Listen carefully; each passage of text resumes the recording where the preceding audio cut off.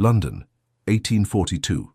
The grand ballroom of Lansdowne House gleamed under the light of 100 candles, illuminating the cream of society as they whirled across the polished floor. The season was at its height, and tonight's gathering promised to be the talk of the ton for weeks to come. Diana Fairfax stood near a column, observing the proceedings with barely concealed disdain. At 22, she was considered dangerously close to spinsterhood, a fate that concerned her not in the slightest. Her golden hair, which had earned her the nickname the Lioness among her small circle of friends, was arranged in an elegant style that complemented her emerald gown, a shade bolder than most young ladies would dare wear. "You appear ready to flee at any moment," came a familiar voice. Her cousin, Elizabeth Harrington, approached with 2 glasses of champagne, offering one to Diana. "How perceptive of you," Diana replied, accepting the drink gratefully. "These affairs grow more tedious each season. The same people, the same conversations, the same desperate mothers parading their daughters before eligible bachelors." Elizabeth sighed. "Not all of us have the luxury of your independence, Diana. Some of us must secure a suitable match." "Independence? Is that what you call my situation?" Diana's lips curved into a bitter smile. "My father's moderate fortune prevents me from starving, but hardly grants me the freedom I desire. Were I truly independent, I would be in Oxford studying alongside my brother, not trapped in these gilded cages they call ballrooms." Their conversation was interrupted by a sudden hush falling over the room. The crowd parted like the Red Sea, and Diana knew, without turning, who had arrived. "The Duke of Silvermere," Elizabeth whispered unnecessarily. Diana stiffened. Robert Ashworth, the 7th Duke of Silvermere, had a reputation that preceded him wherever he went.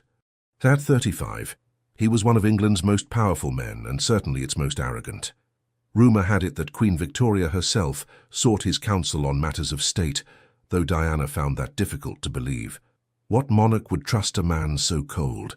She turned slowly, determined to appear unimpressed by his entrance. The Duke cut an imposing figure as he moved through the room. Tall, broad-shouldered, with hair as dark as midnight and eyes the colour of a winter sky. His features were too harsh to be considered handsome by conventional standards. A strong jaw, high cheekbones, and a mouth that rarely smiled. Yet Diana could not deny the power of his presence. "They say he's in search of a wife this season," Elizabeth continued, her voice barely audible.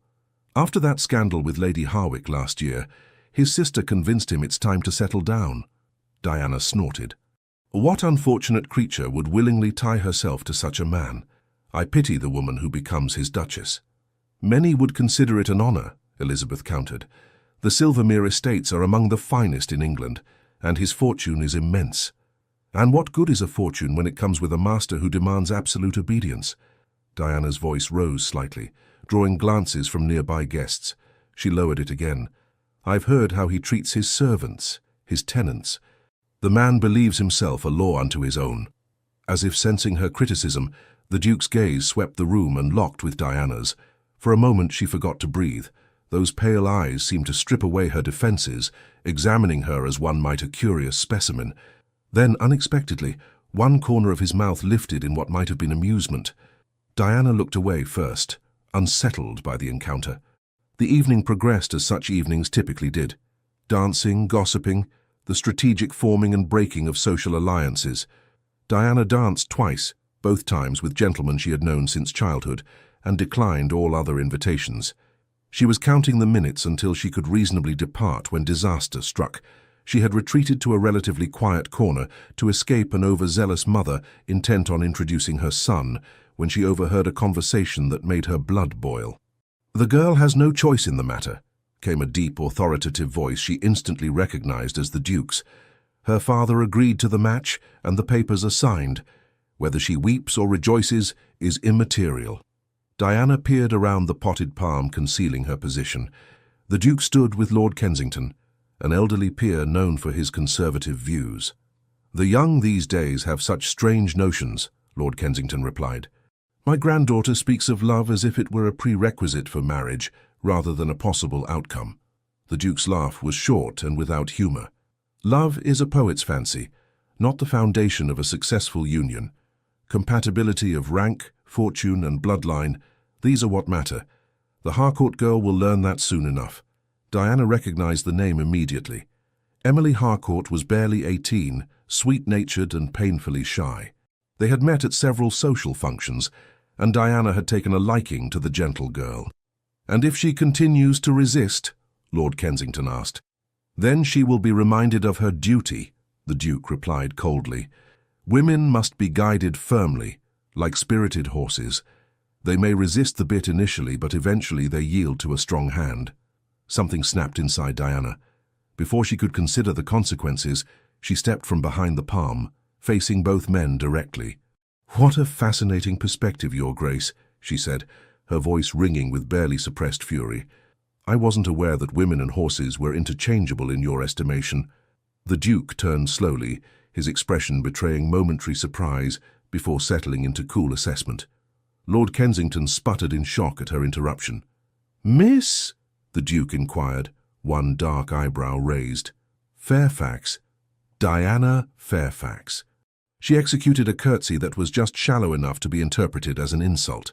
"And I find your views on marriage not merely antiquated, but reprehensible." The ballroom around them grew quieter, as nearby guests sensed the brewing confrontation. Lord Kensington murmured an excuse and retreated hastily, leaving Diana alone with the Duke. "Miss Fairfax," he said, his voice deceptively soft, "you appear to have strong opinions on matters that do not concern you. When one man speaks of another human being as property to be managed, it concerns us all," Diana replied, her heart pounding wildly in her chest. She knew she was committing social suicide, but could not stop herself. "Emily Harcourt deserves better than to be bartered like cattle." The Duke stepped closer, and Diana caught the scent of sandalwood and something uniquely masculine that made her pulse quicken despite her anger. "You presume much about arrangements you know nothing of," he said. "I suggest you mind your tongue in matters beyond your understanding." Diana raised her chin defiantly. "I understand perfectly well. Men like you believe your title grants you ownership over others' lives. It does not." By now, a small circle had formed around them, guests pretending to converse while straining to hear every word. Diana was vaguely aware of Elizabeth trying to catch her eye from across the room, her expression horrified. "You will cease this display immediately," the Duke commanded, his voice barely above a whisper but carrying the force of an order. It was the command that did it, the absolute certainty in his tone that she would obey, as if her compliance were as inevitable as the sunrise. "I will not," Diana replied, meeting his gaze steadily. "Unlike Emily Harcourt, I am not yours to command, Your Grace, and I pity any woman who finds herself subject to your authority." The ballroom fell completely silent. The Duke's face remained impassive, but something dangerous flashed in his eyes, not anger precisely, but a kind of predatory interest that sent a shiver down Diana's spine. Then, unexpectedly, he smiled, not the tight social smile he had worn upon his arrival, but something darker, more genuine and infinitely more disturbing. "How fascinating," he said softly, his gaze never leaving hers. "A lioness among lambs." The intensity of his stare made Diana's cheeks flush hot, with a confusing mixture of anger and something else she refused to name. Her legs felt suddenly unsteady, and her heart raced so violently she feared it might burst from her chest. That single look conveyed something beyond words, a promise, a challenge, a claim, and for one terrifying moment, Diana felt as though the ground beneath her feet had disappeared entirely. Before she could respond, the Duke inclined his head slightly, a mockery of deference, and turned away, effectively dismissing her. The gesture was somehow more infuriating than any retort could have been. Diana stood frozen as whispers erupted around her. She had publicly challenged one of the most powerful men in England, and rather than crushing her as expected, he had looked at her with, what? Interest? Amusement? Desire? Whatever it was, Diana knew with absolute certainty that this encounter would not be their last. The Duke of Silvermere was not a man who forgave insults or forgot them. As she fled the ballroom minutes later, her reputation in tatters and her cousin's reproaches ringing in her ears, Diana could still feel the weight of his gaze upon her, stirring emotions she had never experienced before, emotions that both frightened and exhilarated her. The game, it seemed, had just begun. The scandal of Diana Fairfax's confrontation with the Duke of Silvermere spread through London society like wildfire. By the following afternoon, there was not a drawing room in Mayfair where the incident was not being dissected with relish. Diana sat in the morning room of her family's townhouse on Curzon Street, attempting to focus on her correspondence while ignoring the pounding headache that had plagued her since awakening. The previous night's events replayed in her mind with merciless clarity. "What were you thinking?" her father, Sir William Fairfax, demanded as he paced before the fireplace. A gentleman of moderate means and impeccable lineage, he had built a respectable career in diplomatic service before retiring to manage his modest estates. The Duke of Silvermere, of all people. You might as well have insulted the Queen herself. Diana set down her pen with careful precision. "I merely spoke the truth, father. The man was discussing poor Emily Harcourt as if she were a broodmare, and it was not your place to intervene." Sir William's face was flushed with frustration. "Heavens, Diana, you are 22, not some green girl who can be excused for impulsive behavior. What am I to do with you?" Before Diana could respond, the butler appeared at the doorway. "Lord and Lady Harrington request an audience, Sir William." Her father sighed heavily. "Show them in, Simmons." Moments later, Diana's aunt and uncle swept into the room, their expressions grave. Lady Harrington, her mother's younger sister, had always been a voice of moderation in family disputes. Today, however, she looked unusually serious. "William, Diana," she greeted them tensely. "We came as soon as we received your note." "Catherine, Edward," Sir William nodded. "Thank you for coming. As you've doubtless heard, Diana has placed herself at the centre of a most unfortunate situation." Lord Harrington, a portly man with kind eyes, patted Diana's hand awkwardly. Now, let's not be dramatic. Young ladies have weathered worse scandals." "Not with the Duke of Silvermere," Lady Harrington said grimly. "William, you must understand, the Duke is not a man who tolerates public defiance. When Elizabeth told us what transpired," she shuddered delicately. "Has there been any response from Silvermere House?" Lord Harrington inquired. Sir William shook his head. "Nothing yet, though I've prepared a letter of apology." "I will not apologize," Diana interjected firmly. All three adults turned to stare at her. "I meant every word I said, and I would say it again." "You most certainly will not," her father exclaimed. "Diana, you cannot comprehend the damage you've done. The Duke's influence extends far beyond social circles. With a word he could ruin your brother's prospects at Oxford, dash my hopes for the land purchase in Kent. So we are to tolerate tyranny for the sake of advantage," Diana challenged. "That seems a poor bargain." Lady Harrington sank onto a nearby chair. "Child, you speak of principles when you should be thinking of practicalities. The season is barely half over, and now no respectable gentleman will come near you for fear of offending the Duke." Diana was about to retort that she had little interest in the attentions of respectable gentlemen when Simmons appeared again, looking distinctly uncomfortable. "Sir William," the butler announced, his voice unusually strained. "His Grace, the Duke of Silvermere, requests an immediate audience." The room fell silent. Diana felt the blood drain from her face. "The Duke is here? Now?" Sir William whispered, aghast. "Yes, sir, in the entrance hall." Sir William straightened his waistcoat with trembling fingers. "Show him to the drawing-room. We shall attend him directly." As Simmons departed, he turned to Diana with a desperate expression. "You will apologize, daughter, immediately and sincerely. Our family's future may depend upon it." Diana rose shakily. Despite her brave words moments before, the reality of facing the Duke again sent a wave of anxiety through her. Still, she would not cower. "I will be civil," she conceded, "but I will not grovel." The drawing-room of the Fairfax townhouse, while tastefully appointed, paled in comparison to the grandeur the Duke surely enjoyed at his own residences. Diana was acutely aware of this as they entered, to find Robert Ashworth standing by the window, his tall figure silhouetted against the afternoon light. He turned as they entered, and Diana was struck again by the sheer force of his presence.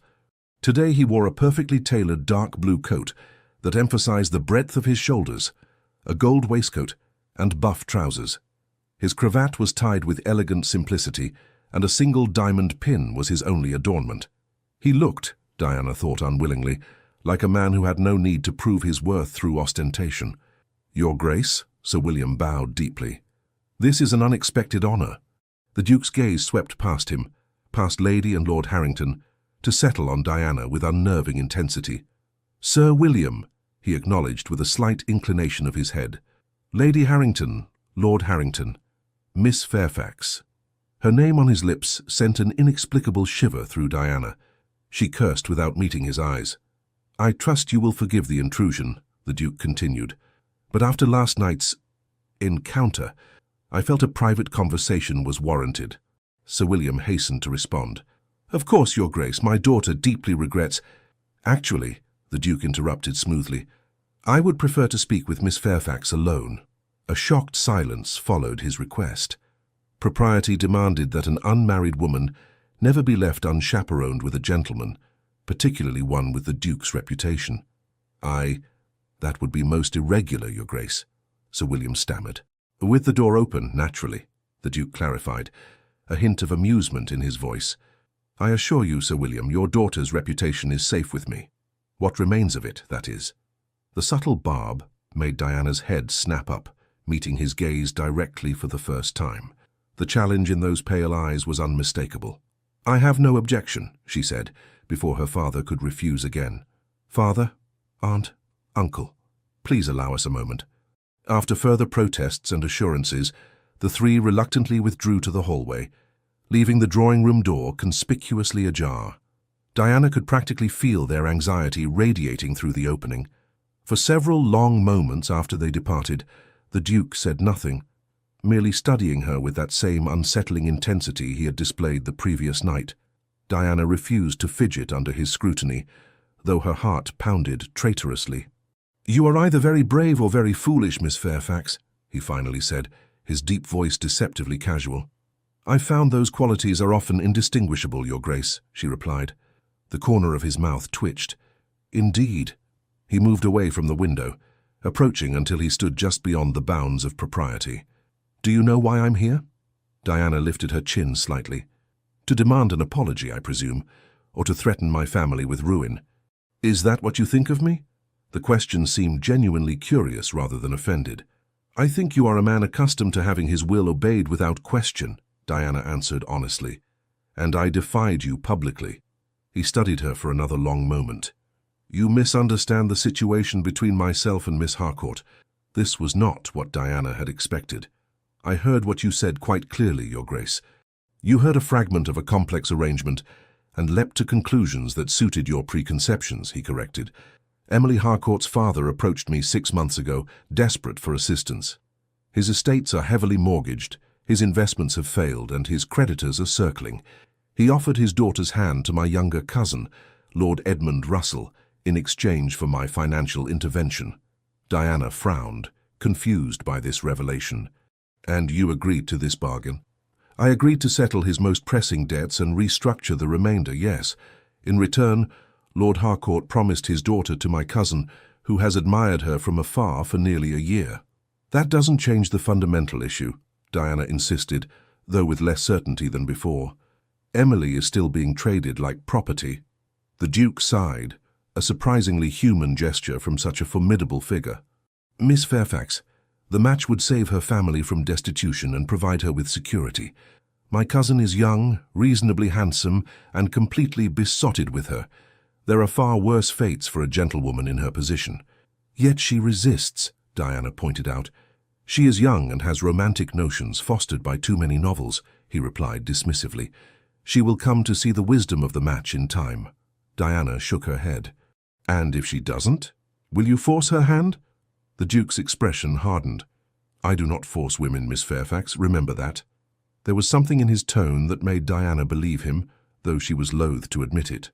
"Why are you telling me this?" she asked. "You owe me no explanations." He moved closer, close enough that Diana could see the varying shades of blue in his eyes, from pale ice at the edges to deeper cobalt near the pupils. "Because you interest me," he said simply. "Most of society cowers before my title. You challenged me without hesitation, defending a girl you barely know based on principle alone. It was refreshing." Diana wasn't sure how to respond to this unexpected admission. The Duke's proximity was distracting, making it difficult to maintain her composure. "So you aren't here to demand an apology," she managed. "Would you offer one if I did?" His voice had dropped lower, sending another inexplicable shiver through her. "No," Diana admitted. To her astonishment, he smiled, a genuine smile that transformed his severe features and made him appear years younger. "I thought not, which brings me to the true purpose of my visit." He withdrew an envelope from his inner coat pocket and held it out to her. An invitation. Diana accepted it cautiously, breaking the seal to find an elegantly penned invitation to a small dinner party at Silvermere House in 2 days' time. "You're inviting me to dine at your home?" she asked incredulously. "After I insulted you before half the ton." "Precisely because of that," he confirmed. "My sister, Lady Caroline Russell, is hosting. It will be an intimate gathering, no more than 12 guests. The Harcourts will attend, including Miss Emily. Perhaps you might form your own assessment of her situation." Diana stared at the invitation, thoroughly confused by this turn of events. "I don't understand you, Your Grace." "Few do," he replied, and there was something like weariness beneath his confident exterior. "Will you come?" She knew she should refuse. The Duke of Silvermere was dangerous, not in the way of rake-hells who seduced innocent maids, but in a deeper, more fundamental way. He represented everything she opposed: privilege without accountability, power without restraint, tradition without progress. Yet she was undeniably drawn to him, and not merely by his commanding presence. There was complexity beneath his aristocratic arrogance, glimpses of a mind that might perhaps be reasoned with. "Yes," she heard herself say, "I will come." Something flashed in his eyes, satisfaction perhaps, or triumph. "Excellent. My carriage will collect you at 7. Before she could protest this high-handed arrangement, he bowed precisely and moved toward the door. He paused on the threshold, turning back to her with that same enigmatic half-smile. "Until then, Miss Fairfax, I look forward to continuing our discussion."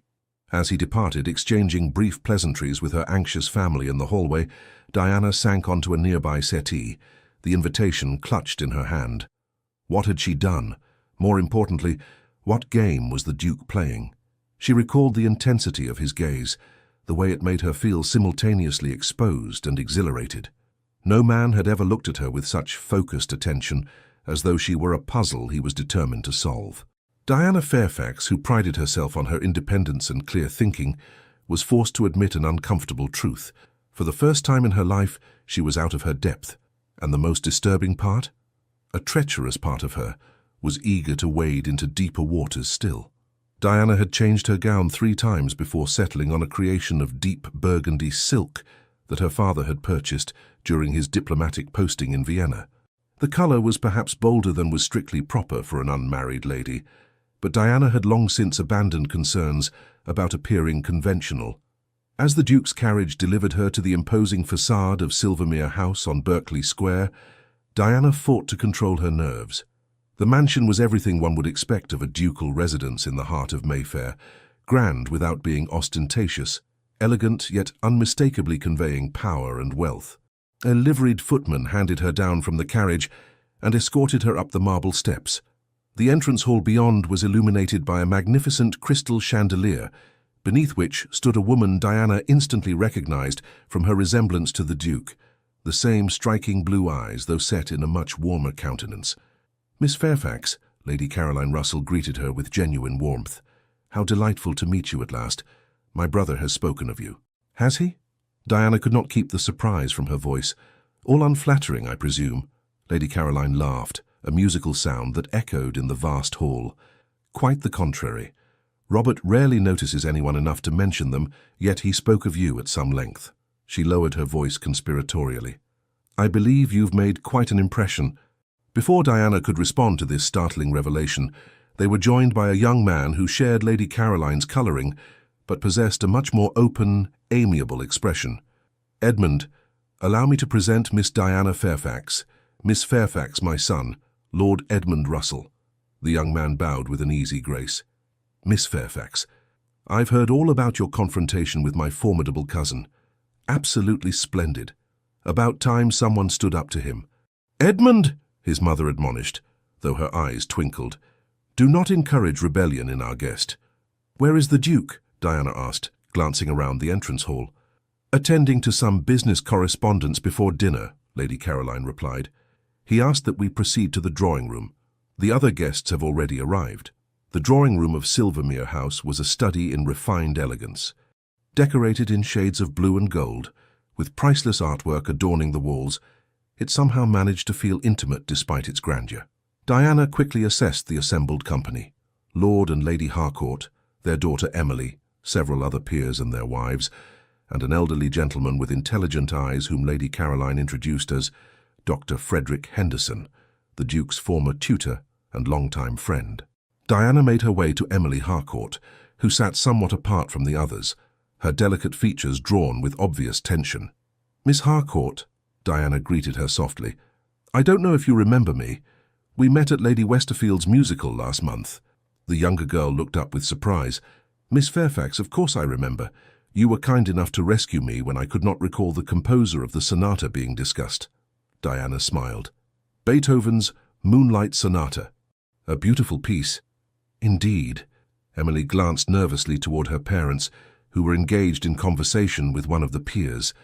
I heard what happened at the Lansdowne ball, that you defended me to the Duke." Her voice dropped to a whisper. "No one has ever stood up for me before." Something in the girl's tone struck a chord in Diana. "Is it true that you object to the match with Lord Edmund?" Emily's pale cheeks flushed. "I barely know him. And yet I am expected to pledge my life to him." She hesitated, then added in a rush, "They say it is my duty to save my family, that I am selfish to resist. Perhaps they are right." Diana studied the young woman thoughtfully. "And what do you think of Lord Edmund himself? Setting aside the circumstances, is he personally objectionable to you?" "No," Emily admitted. "He seems kind. He brought me flowers once and didn't mock me when I spilled tea in my nervousness." A ghost of a smile touched her lips at the memory. "But marriage should be based on deeper feelings, should it not? On mutual respect and love." "Ideally, yes," Diana agreed, "though such matches are rare in our circles." Their conversation was interrupted by the arrival of the Duke. He entered the drawing room with the quiet authority that seemed to accompany him everywhere, immediately drawing all eyes. Diana noted how the other guests straightened imperceptibly in his presence, all except Dr. Henderson, who regarded his former pupil with obvious affection, untinged by deference. The Duke's gaze swept the room and locked with Diana's. For a moment, the same electricity she had felt at their previous encounters crackled between them. Then he crossed to where she sat with Emily, bowing to both ladies. "Miss Fairfax, I'm pleased you could join us. Miss Harcourt, you look enchanting this evening." Emily murmured a shy thanks, her eyes downcast. Diana, however, met his gaze directly. "Your home is magnificent, Your Grace, though I confess I'm still puzzled by my inclusion among your guests tonight." "All will become clear during dinner," he replied cryptically. "Speaking of which," he offered his arm to Diana with a slight smile. "Would you do me the honor?" Tradition dictated that the host escort the highest-ranking lady to dinner, not a baronet's daughter of modest means. Diana noted the surprise on the other guests' faces as she placed her hand on the Duke's arm. "You enjoy creating a spectacle, don't you?" she murmured, as he led her toward the dining room.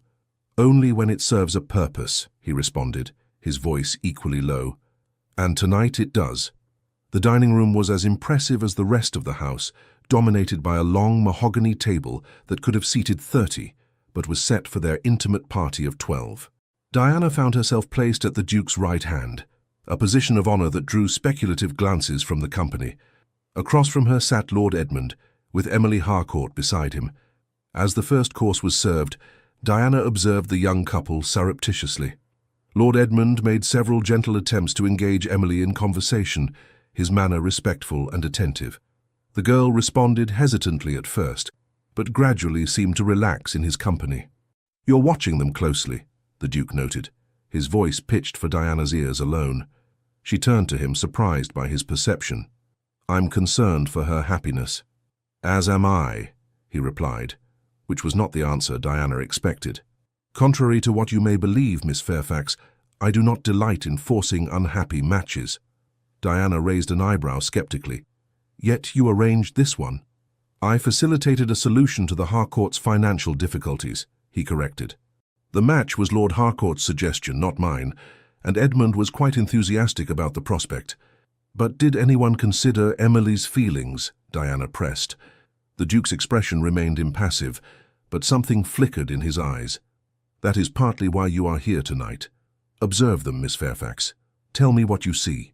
Puzzled by his request, but intrigued nonetheless, Diana turned her attention back to Emily and Lord Edmund. As the dinner progressed, she noticed subtle changes in their interaction. Emily's responses became more animated, her shy smiles more frequent. When Lord Edmund leaned closer to share some observation that made her laugh softly, a genuine warmth suffused her features. They could suit, Diana admitted reluctantly, given time and proper acquaintance.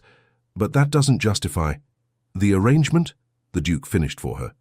Perhaps not, but consider the alternatives, Miss Fairfax.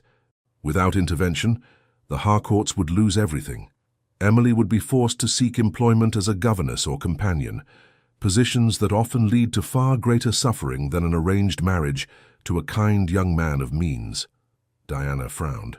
That may be true, but it doesn't make the current system just. Women should have more options than merely choosing which form of dependency to accept. To her surprise, the Duke did not immediately dismiss her argument. You speak of ideals, Miss Fairfax. Ideal in realities. The world as it is, not as we might wish it to be. Nothing changes if we all accept that philosophy, Diana countered. The world remains unjust because those with the power to change it refuse to do so. An interesting perspective, he murmured. Tell me, what would you do in my position? The question caught Diana off guard. She considered it seriously, aware that he was watching her with that same intense focus she found so unsettling. I would ensure Emily and Lord Edmund have adequate time to become acquainted before any formal engagement, she said finally. If, after a reasonable period, she remains opposed to the match, I would find another solution to the Harcourt's financial troubles, one that doesn't require bartering their daughter. And what might that solution be? Diana hesitated. I'm not familiar enough with their circumstances to say precisely. Perhaps a long-term loan with favourable terms, secured against their estates. The Duke nodded thoughtfully. A reasonable approach. In fact, it's not dissimilar to what I've already arranged. What do you mean? He took a sip of wine before answering. The formal engagement between Emily and Edmund has been delayed for 6 months, during which time they will be permitted to become better acquainted through properly chaperoned outings. Meanwhile, I've restructured Lord Harcourt's debts to prevent immediate foreclosure. Diana stared at him in astonishment. But at the Lansdowne ball you said— I said the papers were signed, he confirmed. The financial arrangements, not a marriage contract. And I said her father had agreed to the match, which he has. I never claimed the matter was settled beyond possibility of alteration. You deliberately misled me, Diana accused, though her indignation was tempered by confusion. I expressed myself in terms that Lord Kensington would understand and approve, the Duke corrected. Had you not been eavesdropping, you would have heard the full explanation I offered him later. Diana felt a flush of embarrassment creep up her neck. Why didn't you explain this when I confronted you? The Duke's mouth curved into that enigmatic half-smile. Would you have believed me, or would you have dismissed any explanation as the self-serving justification of a tyrant? Diana opened her mouth to protest, then closed it again. He was right. In that moment of righteous anger, she would not have accepted any defense he offered. So the entire confrontation was based on a misunderstanding, she said slowly. Not entirely, he replied. Your assessment of my character was quite clear and not wholly inaccurate. I'm accustomed to command, Miss Fairfax. I do expect obedience from those under my authority. The difference lies in how I exercise that authority. Before Diana could respond, Lady Caroline signalled for the ladies to withdraw, leaving the gentlemen to their port and cigars. As they settled in the drawing-room, Diana found herself the object of curious glances and hushed speculation. Lady Harcourt approached, her manner cool but not openly hostile. Miss Fairfax, I understand you took an interest in my daughter's welfare at the Lansdowne ball. Diana straightened her spine. I spoke in haste, Lady Harcourt, without full understanding of the situation. If my words caused offence, I apologize. The older woman studied her for a moment. My daughter tells me you've been kind to her. She has few friends in society. Her shyness makes it difficult for her to form attachments. She hesitated, then added more softly, I want her to be happy, Miss Fairfax. Whatever you may think, no mother wishes to see her child suffer. Of course not, Diana agreed, somewhat chastened by the woman's evident sincerity. And I believe Lord Edmund seems genuinely fond of her. He is a good young man, Lady Harcourt nodded, not unlike his father was at that age. The Russell men may appear stern, but they are steadfast and honourable. Diana was saved from having to respond to this oblique reference to the Duke by Emily herself, who approached tentatively. Miss Fairfax, might I speak with you privately? The girl asked, glancing nervously toward her mother. Lady Harcourt hesitated, then nodded. Just there by the window. I shall be watching, mind you. Once they were seated on a small settee partially concealed by heavy velvet curtains, Emily clasped Diana's hands tightly. I must tell you something, she whispered urgently. After the Lansdowne ball, when word spread of your confrontation with the Duke, Lord Edmund came to call on me. He was different, more forthright than before. In what way? Diana asked, concerned. A faint blush coloured Emily's pale cheeks. He said he'd heard how you defended me, and it made him realize he had been too passive in his courtship. He told me, her voice dropped even lower, that he had admired me since we were introduced last autumn, but feared his attention was unwelcome because of my reserve. And was it? Diana prompted gently. Emily's blush deepened. I thought him handsome from the first, but father had impressed upon me the importance of the match so severely that I felt trapped, as though my feelings were irrelevant to the arrangement. She looked up with unexpected determination in her soft brown eyes. Lord Edmund promised me that if, after 6 months of acquaintance, I truly could not bear the thought of marriage to him, he would release me from the engagement himself, regardless of his uncle's wishes. Diana's eyebrows rose in surprise. He would defy the Duke for your sake. He said some principles transcend even family loyalty, Emily replied, and that a marriage should be founded on mutual respect and affection, not obligation. A shy smile touched her lips. His words, not mine. Diana sat back, thoroughly confused by this revelation. The picture of the Duke as an unfeeling tyrant that she had constructed was becoming increasingly difficult to maintain. If he had raised his nephew to hold such views, the gentleman rejoined them shortly thereafter, and Diana found herself conversing with Dr. Henderson, the Duke's former tutor. The elderly scholar possessed a sharp mind and progressive views that surprised her. I've always believed education should be equally available to both sexes, he told her when she mentioned her brother's studies at Oxford. The female mind is every bit as capable as the male, often more so in my experience. A radical position, Doctor, Diana observed. Did you share these views with your ducal pupil? Dr. Henderson chuckled. Indeed I did, though Robert was a challenging student in those days. Brilliant but stubborn, with a tendency to question everything. His father, the previous Duke, was a harsh disciplinarian who believed knowledge should be acquired through rote memorization. I favoured Socratic debate. His eyes twinkled. The old Duke nearly dismissed me when he discovered I was encouraging his heir to think for himself. Yet you remained his tutor, Diana noted. Thanks to Robert himself, the doctor confirmed. At 14, he informed his father that if I were dismissed, he would refuse to continue his studies with anyone else. It was the first time he openly defied the Duke. The old man's expression softened with remembrance. The boy had a strong sense of justice even then. It's still there, though perhaps obscured by the weight of his responsibilities. Diana glanced across the room to where the Duke stood in conversation with Lord Harcourt. You paint a different picture of him than society does, Doctor. Society sees the Duke of Silvermere, Dr. Henderson replied. I remember the boy Robert, who stayed up all night tending a lame hunting dog that the kennel master had condemned to be put down. By morning, he'd fashioned a splint for the creature's leg and convinced his father to spare it. He smiled at Diana's evident surprise. People are rarely as simple as we first judge them to be, Miss Fairfax. As the evening progressed, Diana found herself repeatedly drawn into the Duke's orbit. They exchanged observations on politics, literature, even the controversial topic of the new railway lines spreading across England. To her astonishment, she discovered that while his views were certainly conservative in many respects, he was not blindly opposed to progress. "Change is inevitable," he remarked during one such conversation. "The question is whether it will be guided by thoughtful consideration or driven by chaos." "And who decides what constitutes thoughtful consideration?" Diana challenged. "Those with the wisdom and experience to weigh consequences beyond the immediate moment," he replied without hesitation. "Which conveniently tends to be men of your rank and station," she countered.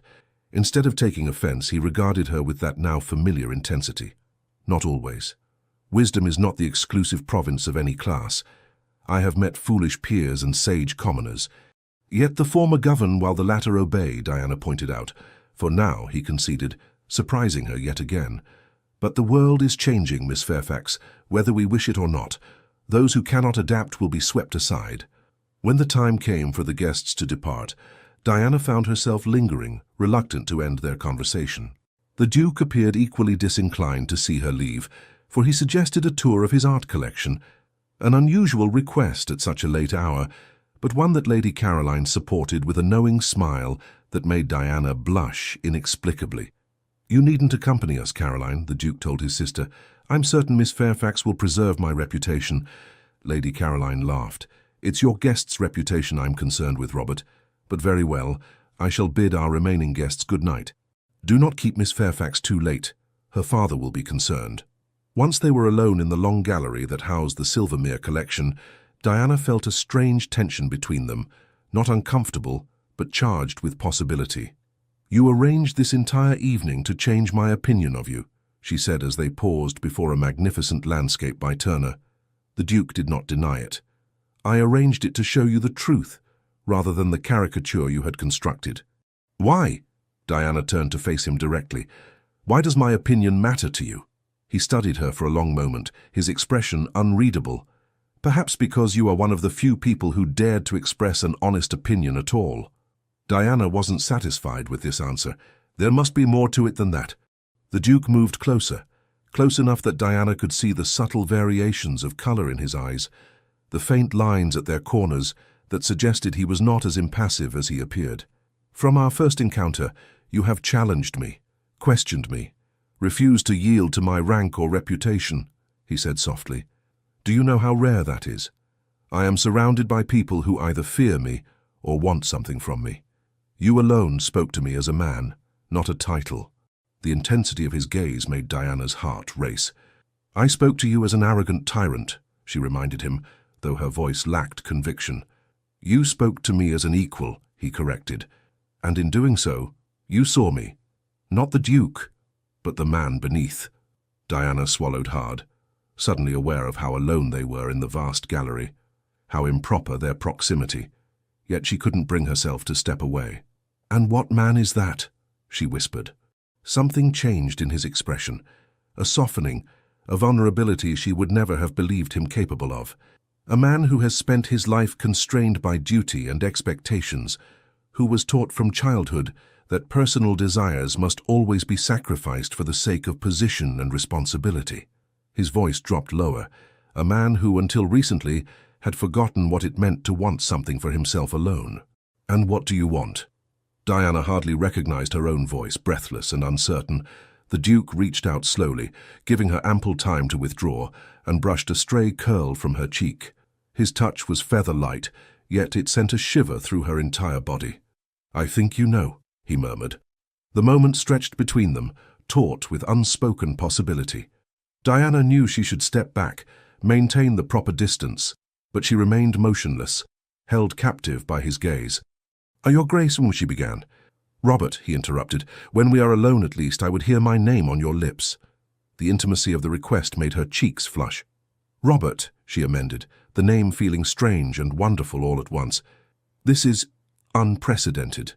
A ghost of a smile touched his lips. "In my experience, unprecedented events are often the most significant." Diana gathered her courage. "What exactly are you proposing?" "At this moment, nothing improper," he assured her, though the heat in his eyes suggested otherwise. "But I would like permission to call on you tomorrow, properly, with your father's knowledge and consent." "To what end?" Diana pressed, needing clarity. To better acquaintance, he replied. To discovering whether this connection between us might develop into something more lasting. Diana's mind raced. The Duke of Silvermere, Robert, was effectively declaring his interest in courting her. It was beyond anything she could have imagined when she confronted him at the Lansdowne ball. The practical considerations alone were staggering. The social gulf between them was vast. Society would be scandalized. Some would claim she had entrapped him. And yet, there was something between them, an understanding, a recognition that transcended conventional courtship. When he looked at her, Diana felt truly seen for perhaps the first time in her life. "My father will think you've taken leave of your senses," she said finally. Robert's smile widened. "Possibly, but I believe he will consent nonetheless." "You seem very confident," Diana observed, regaining some of her usual spirit. "In some things," he agreed, "but not in your answer. Will you receive me, Diana?" The sound of her given name on his lips sent another shock through her system. It was forward, improper, and thrilling. "Yes," she heard herself say, "yes, I will receive you." The smile that illuminated his features transformed him completely, erasing years of reserve and restraint. In that moment, Diana glimpsed the man Dr. Henderson had described, the boy with a sense of justice and compassion beneath the ducal mantle. "Then I shall call at 2 tomorrow," he said, "and now, reluctantly, I must return you to your father's house before your reputation is beyond salvaging." As they walked back toward the entrance hall, Diana felt as though she were moving through a dream. Everything had changed in ways she could not have anticipated. The Duke, Robert, was not the villain she had believed him to be, nor was she immune to his particular form of magnetism. "One question," she said, as they reached the foot of the grand staircase. "That look you gave me at the Lansdowne ball after I defied you. What did it mean?" Robert paused, considering her question with characteristic thoroughness. "Recognition," he said finally. "I recognize something in you that I had been searching for without knowing it." His eyes held hers. "A spirit that would not yield to intimidation. A mind that would challenge my own. A heart that might, in time, beat in rhythm with mine." The poetic sentiment, so unexpected from such a seemingly pragmatic man, left Diana momentarily speechless. Before she could formulate a response, Lady Caroline rejoined them, effectively ending their private conversation. But as the Duke handed her into his carriage for the journey home, his fingers lingered against hers for a heartbeat longer than propriety allowed. In that brief touch, Diana felt the promise of something she had never sought, but suddenly found herself longing for with unexpected intensity. The game had indeed begun, but it was no longer one of opposition. It had transformed into something far more dangerous and exhilarating, a dance of hearts that could lead to either transcendent joy or devastating heartbreak. And Diana, who had always prided herself on her independence, was no longer certain which outcome she feared more. The weeks that followed transformed Diana's life in ways she could never have anticipated. True to his word, Robert called upon her the next day, formally requesting Sir William's permission to court his daughter. Her father's astonishment had quickly given way to barely concealed delight at the prospect of such an advantageous connection. Society's reaction was predictably tumultuous. Some declared it a romantic triumph, the cold Duke finally touched by love. Others whispered of scandal and impropriety, suggesting Diana had somehow engineered the situation to her advantage. The most vicious rumors implied that she had compromised herself to secure his interest, a notion so absurd that Diana might have laughed had it not been so insulting. Through it all, Robert remained steadfast. He escorted her to the theatre, to musical evenings, to carefully selected social gatherings where his presence ensured she was treated with respect, if not genuine acceptance. In private moments, always properly chaperoned but occasionally affording brief exchanges beyond others' hearing, they continued their spirited debates on everything from politics to literature. Diana discovered depths to him that society never glimpsed. Behind his reserved exterior lay a keen intelligence, dry wit, and deeply held principles that had been shaped by the weight of responsibility he had carried since inheriting the dukedom at 23. Today they were walking in the gardens behind Silvermere House, Lady Caroline following at a discreet distance, that allowed for conversation without compromising propriety. "Edmund tells me Emily smiled throughout their entire ride in the Row yesterday," Robert remarked. "It appears your assessment was correct. Given time to become acquainted properly, they suit very well." Diana nodded, pleased by this development. Emily confided that she finds him unexpectedly charming when he forgets to be nervous in her company. "I believe there may be genuine affection developing between them." "Thanks in no small part to your intervention," Robert acknowledged. "Had you not challenged me so publicly, I might not have recognized the need to adjust my approach." Diana raised an eyebrow. "Are you actually admitting that you were wrong?" "I'm admitting that your perspective had merit," he corrected with a hint of his old arrogance. "Not quite the same thing." She laughed softly. "Heaven forbid the Duke of Silvermere should acknowledge error." "The man Robert, however, is not above such admissions," he said more seriously, "at least not to you." His words stirred that now familiar warmth in Diana's chest. Over the past weeks, she had become increasingly aware of the distinction he drew between his public persona and the private self he revealed only to her.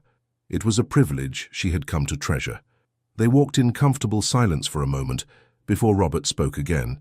"I've received word that Lord Blackwell has been spreading particularly malicious rumors regarding our association." Diana sighed. "I expected as much. He was among my most persistent suitors before you and I. Before we—" She fumbled for the appropriate term to describe their relationship, which still lacked formal definition. "Before I claimed your attention," Robert supplied smoothly. "His wounded pride seeks vengeance." "His wounded pride never had any chance of success," Diana corrected firmly. "Lord Blackwell represents everything I find distasteful in the modern gentleman, superficial charm concealing a complete lack of substance." Robert's expression softened in that way that made Diana's heart flutter traitorously. "And what do you find in me, Diana? I wonder." She glanced away, suddenly shy despite their growing intimacy. "You know very well what I think of you." "I know what you thought of me when we first met," he countered. "I'm less certain of your current assessment." Diana stopped beside a marble fountain, gathering her courage. "I think you are complex, more so than I initially believed. You can be authoritative to the point of arrogance, yet you listen when challenged. You uphold tradition, yet you're not blind to the need for progress."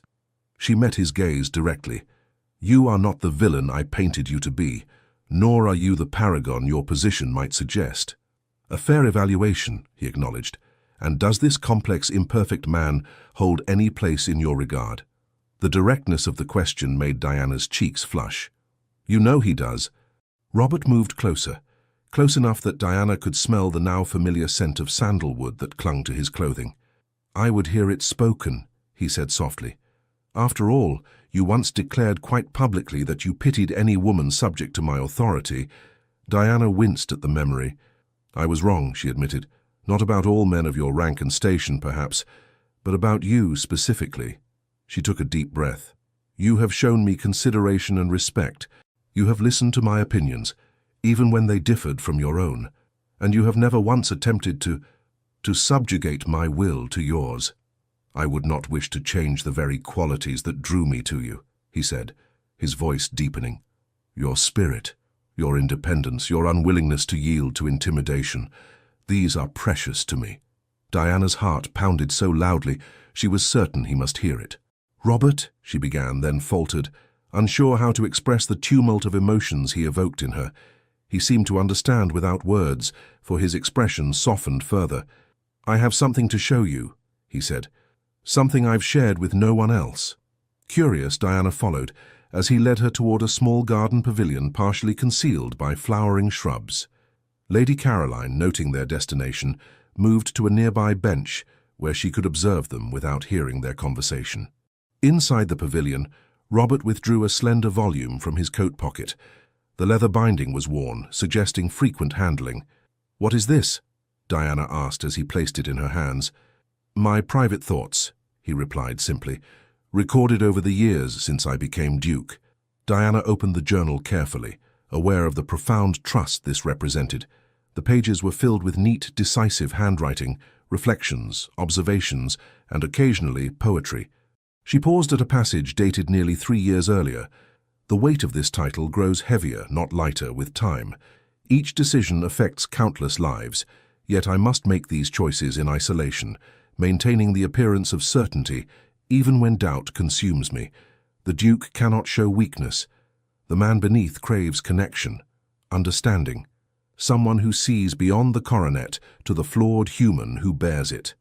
Diana looked up, deeply moved by this glimpse into his private struggles. "Why show me this?" Robert's expression was more vulnerable than she had ever seen it. "Because I want you to know me, truly know me, before I ask what I intend to ask." Her pulse quickened. "And what is that?" Instead of answering directly, he guided her to another page, dated just weeks earlier, shortly after their confrontation at the Lansdowne ball. "She defied me publicly, challenged beliefs I've held unquestioned for years." Her eyes flashed with righteous indignation, utterly unconcerned with my rank or power. In that moment of defiance, I felt something long dormant awaken. Not anger, though perhaps I should have felt it, but recognition. Here at last was a spirit to match my own, not in submission but in strength. I find myself thinking of her constantly, replaying her words, recalling the flush of passion on her cheeks. Have I finally found her? The one who could walk beside me rather than behind or before? The one who would neither bow to my title nor be crushed by its weight? Diana's hands trembled slightly as she read the words. They echoed her own confused emotions following their first encounter, the inexplicable connection, the sense of recognition that had transcended her initial judgment of him. "Robert," she whispered, "I don't know what to say." He took the journal gently from her hands, closing it before meeting her gaze with unwavering intensity. "Say that you understand what I'm offering. Not merely the position or the privilege, but myself, the man, not the Duke. Say that you might consider accepting despite all the complications such an alliance would entail." Diana's mind raced. He was speaking of marriage, a possibility she had begun to consider in recent weeks, but had not dared articulate even to herself. The practical barriers were formidable. As Duchess, she would be subject to expectations and constraints that ran counter to everything she had valued in her independent life. "I would not be a conventional Duchess," she said finally. "I cannot promise to subjugate my opinions or principles for the sake of position." "I would not ask it of you," he replied without hesitation. "Indeed, it would be a profound disappointment if you did. What I need is not a decorative consort but a partner, someone who will challenge me when necessary, support me when appropriate, and always speak truth even when I may not wish to hear it." The sincerity in his voice was unmistakable. This was not the calculated proposal of a man seeking an advantageous match, but the heartfelt request of one who had found something unexpected and precious. "Society would have much to say about such an unconventional arrangement," Diana noted, though her tone lacked conviction. "Society will always find something to criticize," Robert dismissed. "I have spent my life meeting its expectations. In this one matter I choose to follow my own judgment."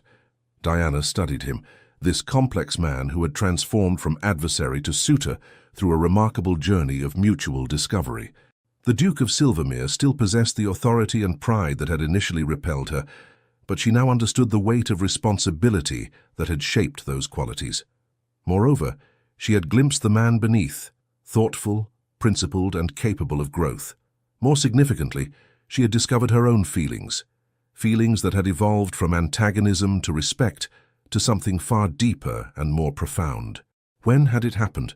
Perhaps during their spirited debates, or in those moments when his guard lowered and he showed her glimpses of the boy Dr. Henderson had described, or in the countless small ways he had demonstrated his regard for her mind as well as her person. "You haven't actually asked me anything yet," she pointed out, a hint of her characteristic spirit returning despite the emotional intensity of the moment. A genuine smile transformed his features, that rare, unguarded expression that made him appear younger and more approachable. "Ever precise, Miss Fairfax." He took her hand in his touch warm and steady. "Diana, would you do me the honor of becoming my wife? Not because I am a duke or you are a suitable match, but because we have found in each other something neither of us expected to find. A meeting of minds, a recognition of spirits, perhaps even," he hesitated briefly, "a joining of hearts." The words were spoken with such sincerity that Diana felt tears prick at the corners of her eyes. Here was no command, no assumption of compliance, but a genuine question asked by a man who, for perhaps the first time in his adult life, was uncertain of the outcome. In that moment, Diana realized that the journey from their first contentious meeting to this quiet pavilion had changed not only her understanding of him, but her understanding of herself. She had always defined her identity in opposition to conventional expectations, refusing to bow, to submit, to conform. But true independence, she now recognized, lay not in reflexive defiance, but in the courage to choose one's own path, even when that path surprised oneself. "Yes," she said finally, her voice strong despite the emotion constricting her throat. "Yes, Robert, I will marry you." The transformation that came over his face was remarkable, joy, relief, and something deeper that made Diana's heart race. He raised her hand to his lips, pressing a fervent kiss to her knuckles that sent a shiver of anticipation through her body. "You have made me happier than I dared hope possible," he murmured against her skin. Diana smiled, feeling lighter than she had in years. "I believe I may have done the same for myself." The sound of Lady Caroline's discreet cough from outside the pavilion reminded them of propriety's constraints. With obvious reluctance, Robert released Diana's hand, though his eyes still held hers with an intensity that promised much for their future. "Shall we share our news with Caroline?" he suggested. "She has been insufferably smug about her matchmaking instincts since the night of the dinner party." Diana laughed softly. "I suppose she deserves some credit. Without her invitation, we might still be adversaries." "I think not," Robert replied, with unexpected certainty. "Some connections, Diana, are inevitable. Had we not met at the Lansdowne ball, fate would have found another opportunity." He offered his arm with a formality belied by the warmth in his eyes. "I believe we were destined to challenge each other, from the moment you were born with that remarkable spirit, and I with my stubborn pride." As they emerged from the pavilion to share their news with an obviously delighted Lady Caroline, Diana reflected on the extraordinary journey that had brought them to this point. From a heated confrontation born of misunderstanding to a partnership founded on mutual respect and growing affection, it was a transformation neither could have anticipated. The Duke of Silvermere had not changed entirely. He remained authoritative, proud, and occasionally high-handed, but the man Robert had revealed depths of compassion, vulnerability, and capacity for growth that complemented Diana's own strengths and weaknesses in unexpected ways. And Diana, who had once declared she pitied any woman subject to his authority, had discovered that love did not require submission, but rather created a new kind of freedom, the freedom to be fully herself, recognized and valued for the very qualities that had once set her apart. As they walked back toward the house, their future stretching before them with all its challenges and promises, Diana felt Robert's hand close over hers where it rested on his arm, a gesture both protective and equalizing. "You realize," she murmured, "that I shall continue to challenge you when I believe you're wrong." "I would expect nothing less," he replied, the corner of his mouth lifting in that half-smile she had come to cherish. "Indeed, I shall rely upon it." In that simple exchange lay the foundation of their uncommon union. Not a marriage of convenience or duty, but a partnership of minds and hearts that would reshape both their lives in ways neither could fully imagine. The spirited woman who had rejected the Duke's commands had indeed been enslaved, not by his authority but by the recognition of a kindred spirit beneath the aristocratic facade. And the Duke, who had commanded the obedience of all he encountered, had finally surrendered his heart to the one woman who had dared to defy him, finding in that surrender a freedom and joy he had never known possible. 1 year later, the grand ballroom of Silvermere House blazed with light, the celebration of the Duke and Duchess's first anniversary drawing the cream of society, despite the scandal their match had initially provoked. Diana stood near the same spot where Robert had once discussed Emily Harcourt's fate, observing the gathering with a smile of satisfaction. Emily herself, now Lady Edmund Russell following her spring wedding, danced with her husband, her former shyness replaced by quiet confidence. Lord and Lady Harcourt, their financial situation stabilized through Robert's intervention, conversed comfortably with other guests, the shadow of impending ruin long dispelled. "Contemplating your handiwork," came Robert's voice as he approached, offering Diana a glass of champagne. "Our handiwork," she corrected, accepting the drink. "Who would have thought that one confrontation could lead to so much happiness?" Robert's gaze softened as it always did when they were together. "I knew from that first moment, when you looked at me with such magnificent disdain, that you would change my life. I simply didn't realize how completely." Diana laughed softly. "And I never imagined that the man I considered the embodiment of aristocratic arrogance would become my greatest ally." "Ally, confidant, husband," Robert enumerated, taking her free hand in his. "And still occasionally arrogant, as you remind me with gratifying regularity." "Someone must keep you humble," she teased. "The burden of a dukedom tends to inflate one's sense of importance." His smile deepened. "A burden made infinitely lighter by sharing it with you." The year of their marriage had indeed transformed them both.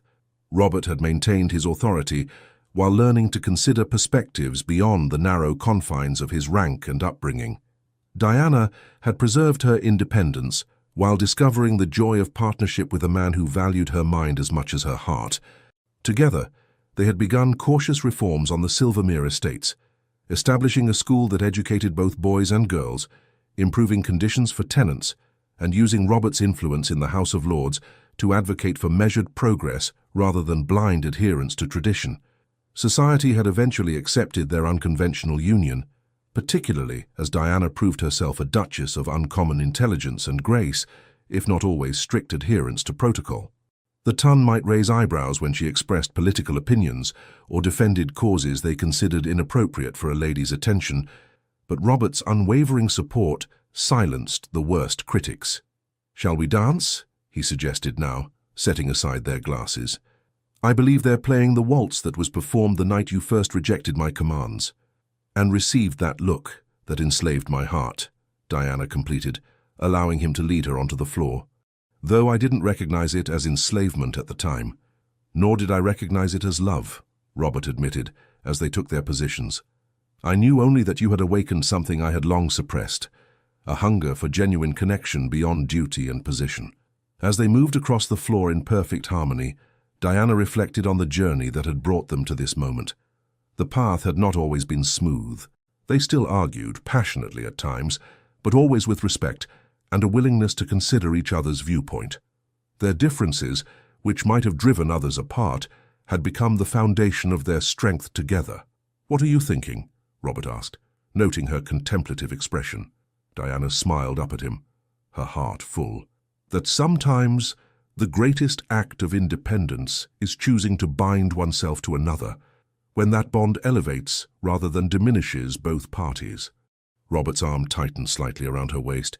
"And has our bond elevated you, my unconventional duchess?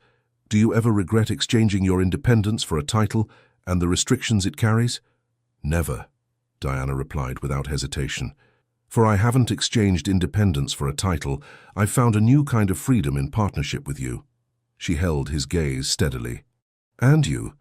Do you regret binding yourself to a woman who challenges your every decree?" "Only on Tuesdays," he replied, with that dry humor she had come to treasure. Then, more seriously, "You are the greatest blessing of my life, Diana. You've brought light and purpose where there was only duty and obligation." As the music swelled around them, Diana recognized the truth of their unlikely journey. She had rejected the Duke's commands that fateful night at the Lansdowne ball, but in doing so, had set in motion a transformation neither could have foreseen. The look that had enslaved her heart had not been one of domination, but of recognition, one soul recognizing its counterpart across a crowded room. And in that recognition, both had found not subjugation, but liberation, the freedom to be fully themselves, accepted and cherished precisely for the qualities that set them apart. As Robert guided her through the final turns of the dance, Diana knew with absolute certainty that their story was just beginning. The lioness and her duke would continue to challenge each other, support each other, and grow together for all the years to come, writing their own rules for a marriage founded not on convention, but on the rarest and most precious of connections, a true meeting of hearts and minds. The end. Dear listener, the embers of our story still glow in the darkness as Diana and Robert find their way home to each other. But what about your journey? You've navigated decades of life's winding paths, some smooth, others jagged with unexpected turns. There's a particular courage that only emerges in life's second act. It's not the brash boldness of youth, but something finer, a quiet certainty that comes from having survived disappointments and celebrated triumphs. Like weathered hands that can still create beauty, you carry this distinct strength. When the Duke finally saw Diana clearly, he discovered something society had overlooked. I wonder how many have missed the remarkable person you've become, the one who learned to laugh at setbacks, who knows that forgiveness saves the forgiver first, who understands that true elegance isn't perfection but grace amid imperfection. Tonight, as silence envelops your room, remember this. Your value has never diminished with age, it has compounded. While others chase fleeting pleasures, you've earned something far more precious, the ability to distinguish between what matters and what merely glitters. Your hands may bear the marks of time, but they're all the more beautiful for having held others through grief, applauded others' successes, and created moments of meaning. Your heart, perhaps bruised by loss or disappointment, still beats with remarkable resilience, a testament to your enduring spirit. When sleep evades you, know that the darkness holds no power over a soul that has learned to find light within itself. Your life story contains chapters of wisdom that the young can only hope to someday write. May you rest wrapped in the certainty that you are not merely surviving these days, you are illuminating them. Your presence in this world matters in ways both seen and unseen. The tapestry of your life continues to unfold, in patterns too intricate to be captured in youth alone. Sleep deeply, dream vividly, and wake tomorrow knowing that, like the finest wine, you've only grown richer with the passing years. With profound admiration for the masterpiece that is your continuing story, Legends of the Fall Team. Thank you so much for staying with us until the end of this story. We hope Diana and the Duke of Silvermere reminded you that love can be both strength and surrender, that true partnership means being seen, challenged, and cherished for who we are. If this tale touched your heart, please subscribe, like, comment, and share it to help our channel grow. From the bottom of our hearts, your support keeps us motivated to keep telling new stories, stories filled with love, redemption, and unforgettable twists. And don't leave just yet. At the end of this video, another story from our channel will appear. Click and be surprised by another moving tale just as emotional and beautiful as this one. Thank you for being here. The Legends of the Fall Team.